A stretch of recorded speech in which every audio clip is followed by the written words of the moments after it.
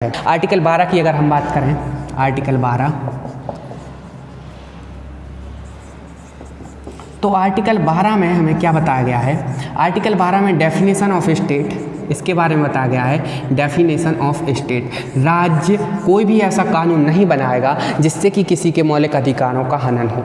और यहाँ पे राज्य लैंग्वेज समझिएगा स्टेट की, यहाँ पे स्टेट कोई एक स्पेशल राज्य के बारे में नहीं कहा गया है, यूपी बिहार ऐसा कोई स्टेट नहीं है। स्टेट का मतलब होगा यहाँ पे central government, central government, state government, state government और लोकल, लोकल गवर्नमेंट और अन्य कई अथॉरिटीज जैसे कि इलेक्ट्रिक बोर्ड,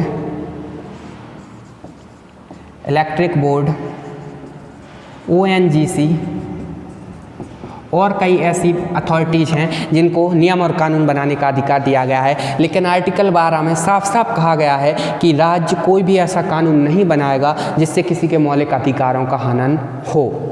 हालांकि समाज को सही दिशा में लाने के लिए, कानून व्यवस्था को बनाए रखने के लिए कुछ नियम बनाए जा सकते हैं, लेकिन उनसे मौलिक अधिकारों का हनन नहीं होना चाहिए। ये बताया गया है आर्टिकल 12 में। चलिए देखते हैं आर्टिकल 13 में क्या कहा गया है। आर्टिकल 13 में अल्पीकरण के बारे में बताया गया है।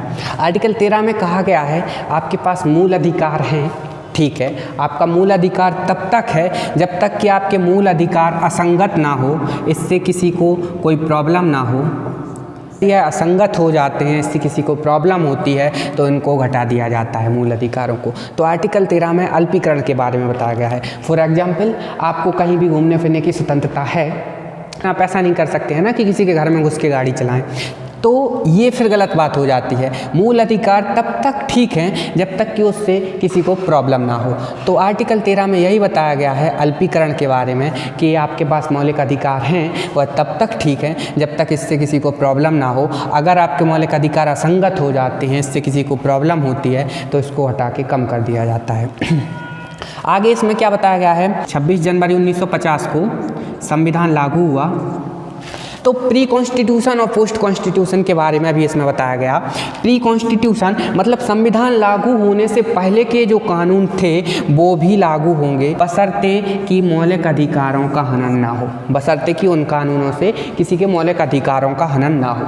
जो प्री कॉन्स्टिट्यूशन है संविधान के पहले से, जैसे IPC संविधान लागू होने से पहले का है, इंडियन पिनल कोड, तो प्री कॉन्स्टिट्यूशन में यही बताया गया है आर्टिकल 13 के तहत। जैसे कि पहले भारत में एक एजुकेशन एक्ट आया था, उसके तहत जो निचली जाति के लोग होते हैं, दलितों को कक्षा में बैठकर पढ़ने का अधिकार नहीं था, क्लास में बैठकर उनको पढ़ने का अधिकार नहीं था, उन्हें बाहर से पढ़ना होता था। ये एजुकेशन एक्ट था, तो वो अब लागू नहीं होगा। क्यों? क्योंकि मौलिक अधिकार में हमें बताया गया है कि धर्म, जाति, वंश आदि के आधार पर डिस्क्रिमिनेशन नहीं किया जाएगा। तो एजुकेशन एक्ट अगर दलितों को कक्षा से बाहर बैठ के पढ़ने को बोला जाए तो ये तो मौलिक अधिकारों का हनन होगा, इसलिए एजुकेशन एक्ट वो अब लागू नहीं होगा यहाँ पे।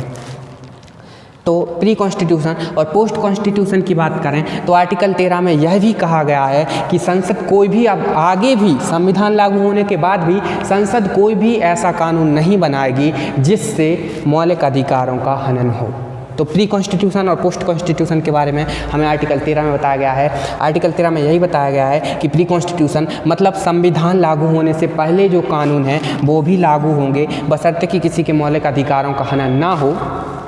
और संविधान निर्माण होने के बाद भी संसद कोई ऐसा कानून नहीं बनाएगी जिससे कि किसी के मौलिक अधिकारों का हनन। अगर आपको वीडियो अच्छा लगा तो वीडियो को लाइक कीजिए, कमेंट कीजिए, चैनल को सब्सक्राइब कर लीजिए, और अगर आपको इसका पार्ट 2 चाहिए तो कमेंट बॉक्स में जरूर बताइएगा। Thank you.